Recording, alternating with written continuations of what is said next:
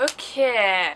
Hi, people. Today, I want to talk about some embarrassing things that happened to me when I was in middle school. I don't know if my middle school stories are particularly that bad, but everything seemed to happen to me in grade 7.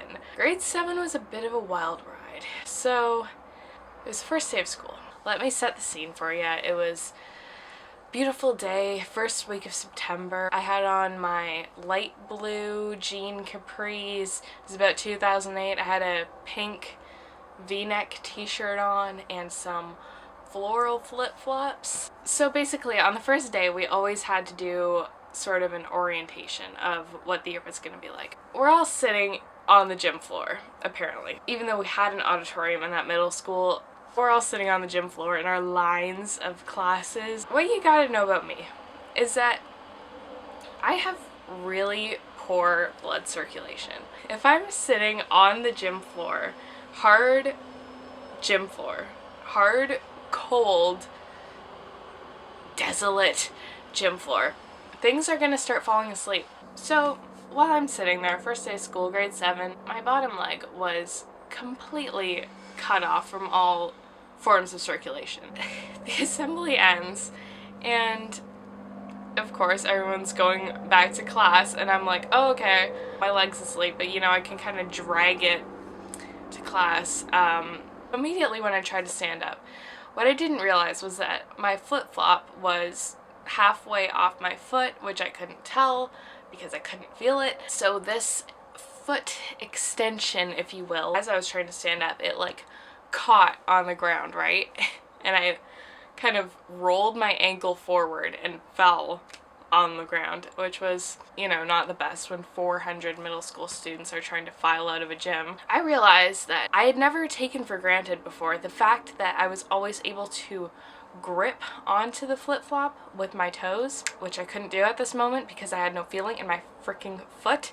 So what did I do? I was forced to take off my flip-flop and hold it in one hand as I dragged my leg, my barefooted dead leg, out of the gym behind me, and all my friends laughed at me.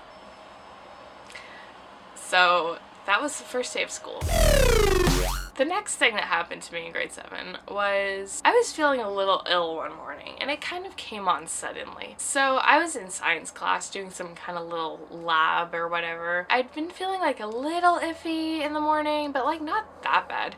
And then all of a sudden I got this overwhelming like sense of nausea that just came out of nowhere. It was like a sudden tsunami and I knew it was about to happen. I was about to puke everywhere. Of course, being the little annoying ass goody two-shoes that I was, I'm like, oh, I have to go ask the teacher to use the bathroom. My version of asking the teacher to use the bathroom at that time looked something like this. So at that point, the teacher's like, oh god, just run, just go. I ran out of that classroom. The puke had already risen. It was in my face. The way that my middle school was laid out was that there was kind of like this circular foyer in the middle, and then like that. The boys' bathroom was in the little wing part that I was in, and the girls' bathroom was on the other side of the school, past the front foyer, which was a circle shape. And I made it to the circle of life. Directly in the center, it started just seeping through my fingers and it was like a tidal wave and I just barfed right there, center of the island.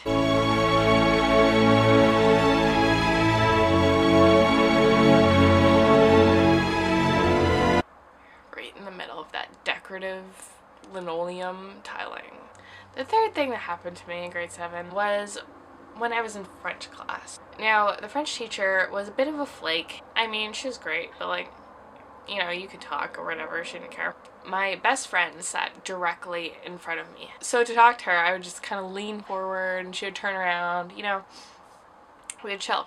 I also had this thing at the time where I always liked to sit on the very front of a chair. I'm not sure why, but I did that. The chairs in that class were kind of curved. They were plastic. and then they had like an indent for your butt, and then like a little thing at the front that like went in a little hill, you know. I was sitting on the hill of the chair, not in the butt valley, on the hill. I'm on the hill, and I'm leaning forward, and we're, you know, having a great conversation, and I feel myself start to go down the hill. There was no way I could get myself back to the top of that chair hill. I was a goner.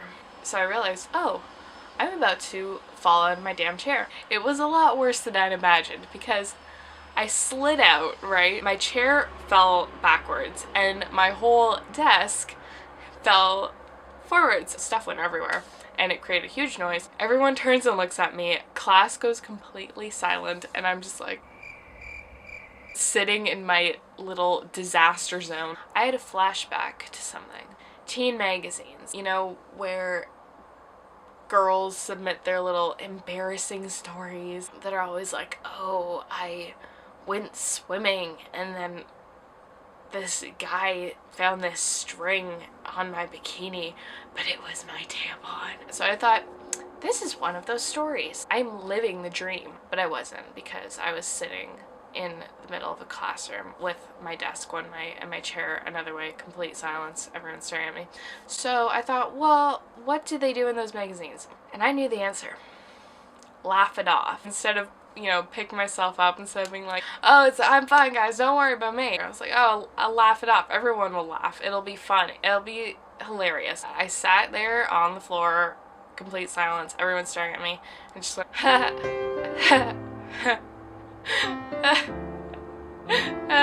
No one else laughed. I was like, come on guys. It was so pathetic. After a brief little solitary chuckle, I, you know, moved on. Picked my desk up, picked my chair up, sat back down. Life goes on, people. Not even my friend laughed. She just like stared at me like, oh man.